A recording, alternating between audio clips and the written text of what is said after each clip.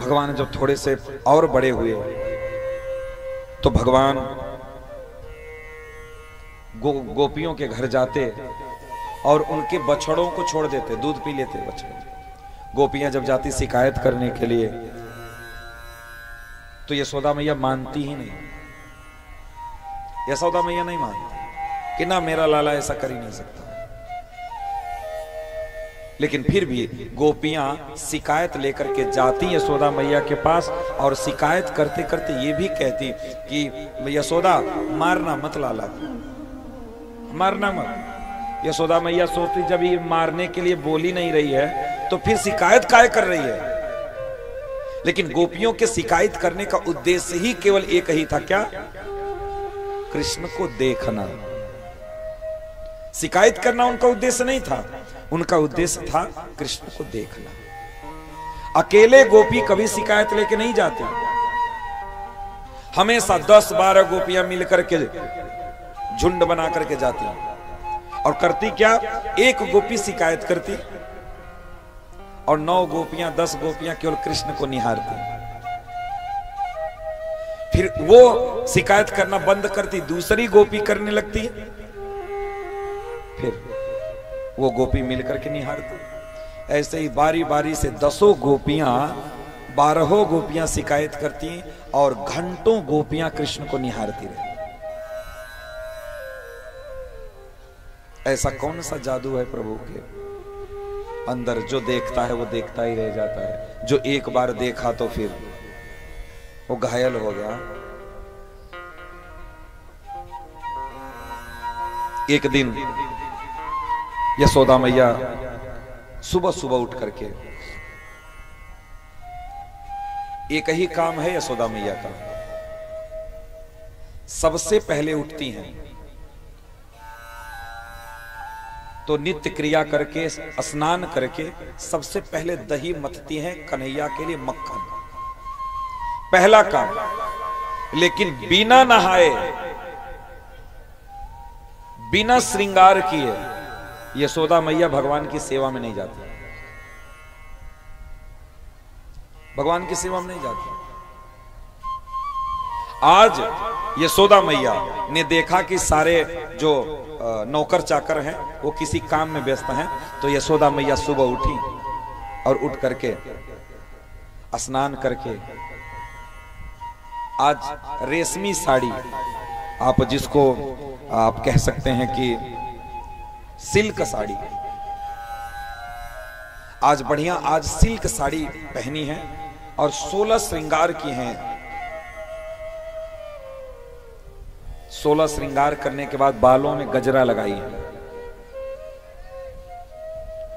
बालों में गजरा लगा करके एकदम तैयार होकर के तब मथानी उठाई है दही मथने के लिए। अब यशोदा मैया जा करके मटकी में मथानी डाल करके और झूम झूम करके भगवान के गुणों का गान करती हैं और दही को मथती हैं। कोई भी घर का कार्य, कोई भी माँ बहन अगर करे घर का कार्य, रसोई में हो या कोई परिवार के लिए कुछ भी बनाना हो, खिलाना हो,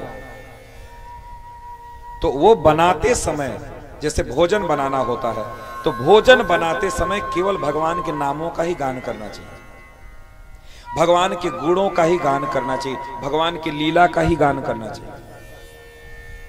भगवान की लीला और गुणों को गान करके ही कार्य करना चाहिए, ऐसे नहीं करना चाहिए। और एक बात और बताएं, जिस दिन घर में लड़ाई हो रही हो, मान लो आप पति से लड़ बैठी आज, तो घर में खाना मत बनाना। जिस दिन घर में लड़ाई हो जाए मान लो, उस दिन खाना मत बनाना।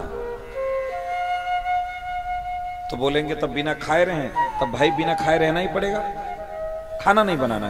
क्यों नहीं बनाना है? क्योंकि दुखी मन से कभी भी रसोई नहीं करना चाहिए। कभी भी मन में दुख लेकर के कभी रसोई नहीं करना चाहिए। रसोई करते समय आपका मन प्रसन्न होना चाहिए। क्यों? क्योंकि जब आप प्रसन्न मन से बनाएंगे तो वो प्रसन्नता उस प्रसाद में प्रवेश करेगी, भोजन में प्रवेश करेगी। जो खाएगा उसका मन प्रसन्न हो जाएगा। और अगर दुखी होकर के अगर आप रसोई करती हैं तो आपका चिड़चिड़ापन उस खाने में चला जाएगा। जो खाएगा वो चाहे पति खाए, बेटा खाए, बेटी खाए, सबका मन धीरे धीरे करके चिड़चिड़ा हो जाएगा। इसलिए अगर माताएं बहनें अगर इस चीज को मान लें तो आधा घर तो जान लो ठीक हो गया, आधा घर ठीक हो गया, आधे घर की बुराई अपने आप चली जाएगी। भगवान के गुणों को गाते हुए ही हमें रसोई करना चाहिए। भगवान को गुण गाइए और रसोई करे। यशोदा मैया भगवान के गुणों को गा रही हैं और मथानी चल रही है झूम झूम करके।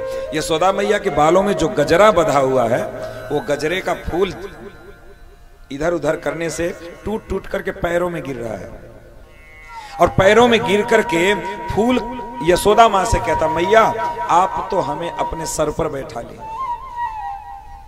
आप हमको अपने सर पे बैठा लिए, आप तो मेरे प्रभु की मां हैं, जननी हैं, आपके चरणों में मुझे रहना है, आपके चरणों में रहने की हमारी योग्यता है, और आप हमको सर पे बैठा लिए। यशोदा मैया झूम झूम करके गाती हैं, सारे पुष्प नीचे गिरते हैं। उसी समय कन्हैया जग गए, जग करके आकर के यशोदा मां का आंचल पकड़ लिए। यशोदा मां का आंचल पकड़े, और जब बेटा मां का आंचल पकड़ता है तो मां समझ जाती है कि बेटा भूखा है। यशोदा मैया तुरंत मथानी छोड़ करके और कन्हैया को गोद में लेकर के बैठ गए। उसी समय चूल्हे पर एक तरफ दूध भी रखी थी। यशोदा मां गोद में कन्हैया को लेकर के दुग्ध पान करा रही हैं। कन्हैया कहते हैं, बोले मैया ये बताओ, आपको दूध प्रिय है कि आपको पूत प्रिय है? यानी आपको दूध प्यारा है कि आपको बेटा प्यारा है? बोले लाला कैसी बहकी बहकी बात कर रहा है, अरे हमको बेटा प्यारा होगा, दूध कैसे प्यारा होगा? बोले सच बोल रहे? हाँ बिल्कुल सच बोल रहे। उसी समय ध्यान गया यशोदा मैया का कि अरे दूध चूल्हे पे रखे हैं और वो ऊपर उफान मार करके आग में कूद रहा है। दूध क्यों उफान मार के कूद रहा है? क्योंकि दूध मनी मनी ये सोच रहा है कि कन्हैया माँ का दूध पी रहे हैं, अगर माँ के दूध से इनका पेट भर जाएगा तो मेरा तो जीवन खराब हो जाएगा, मैं तो प्रभु की सेवा ही नहीं कर पाऊंगा, इसलिए मैं अब रहूंगा ही नहीं, मैं आग में कूद करके प्राण दे दूंगा। इस भाव से वह आग में कूद रहा था। यशोदा मैया को ध्यान आया, तुरंत कन्हैया को नीचे पटकी और भागी दूध बचाने के लिए।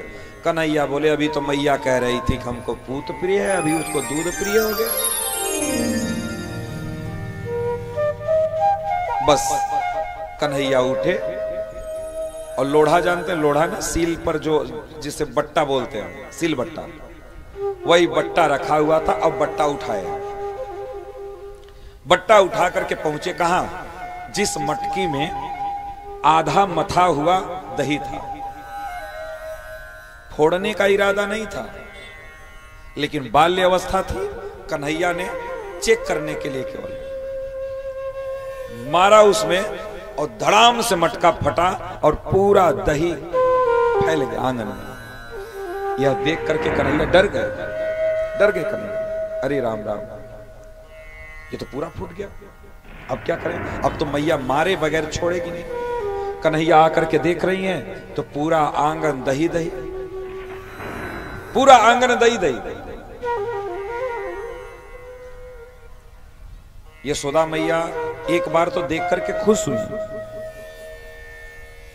लेकिन दूसरे समय ही मन में भाव जगा कि ये जिस हंडी में मैं दही जमाई थी, ये हंडी मेरी आजी सास ने दिया था, और इन दो चार ही तो अभी मेरे पास है, उसी में दही जमाती हूं, तो इसकी दही बड़ी मीठी होती है जो कन्हैया को बहुत प्रिय है।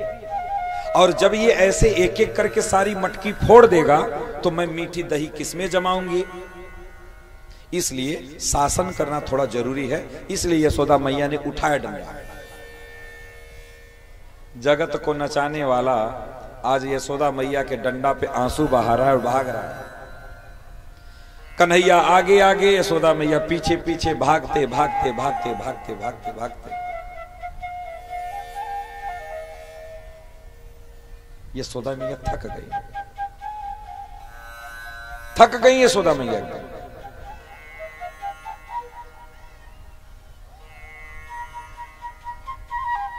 जब यशोदा मैया एकदम थक गई, पसीना पसीना हो गई, तब कन्हैया रीझ गए मां को देखकर, क्योंकि भगवान जल्दी किसी का हाथ आते नहीं। जब यशोदा मैया एकदम थक गई तो कन्हैया आकर के उनकी गोद में बैठ गए, उनकी गोद में बैठ गए। और उसके बाद कन्हैया से यशोदा मैया कहती हैं, लाला जब तुमको आके गोद में बैठना ही था तो हमको दौड़ाया इतना क्यों? फिर दूसरे मन सोची यशोदा मैया की, थोड़ा सा शासन करना चाहिए। शासन करने के चक्कर में यशोदा मैया कन्हैया को बांधने का प्रयास करने लगी। रस्सी लेकर के गई ओखल में बांधने के लिए, रस्सी छोटा पड़ गया, और रस्सी इकट्ठा करी, फिर 2 अंगुल छोटा पड़ गया, फिर और इकट्ठा करी रस्सी, फिर 2 अंगुल छोटा पड़ गया। 2 अंगुल ही छोटा पड़ता, और वो 2 अंगुल है क्या? पहला साधन की हार, और दूसरी अंगुली है भगवान की कृपा। जब तक साधन करते करते आप हार नहीं जाएंगे, तब तक भगवान कृपा नहीं करेंगे। इसलिए 2 चीजें, साधन की हार और भगवान कृपा, ये 2 अंगुली छोटी पड़ रही थी। भगवान कृपा की, यशोदा मैया उखल में बांधी।